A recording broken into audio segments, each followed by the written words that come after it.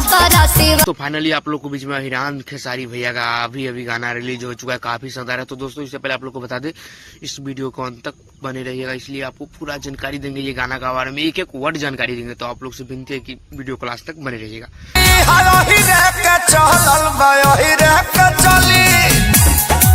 दोस्तों आप लोग को बता दें, खेसारी भैया का गाना पे हिरान पे कमेंट आ रहा है, बबुआन गए पेंडिंग में, हिरान है ट्रेंडिंग में।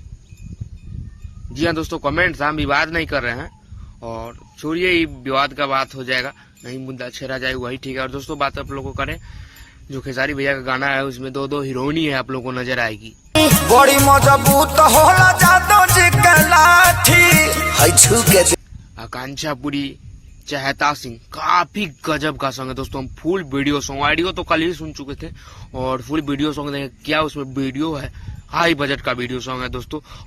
शरीर में शरीर कहू तो कमरिया में। और आप लोग को बता दिए सॉन्ग गाए खेसारी लाल यादव एंड सिल्फीराज, और काफी शानदार है। और दोस्तों आप लोग को बता दे, ये सॉन्ग सूर्य म्यूजिक पे रिलीज हो चुका है यूट्यूब पे, और काफी मस्त है। तो आप लोग को रिव्यू ये वीडियो कर रहा हूँ, तो काफी अच्छा लगेगा। और आप सबसे विनती है कि जाइए और गाना को ढेर सारा प्यार दीजिए। हिरान भाई के लिए खुशखबरी है, और जितना भी खेसारी भैया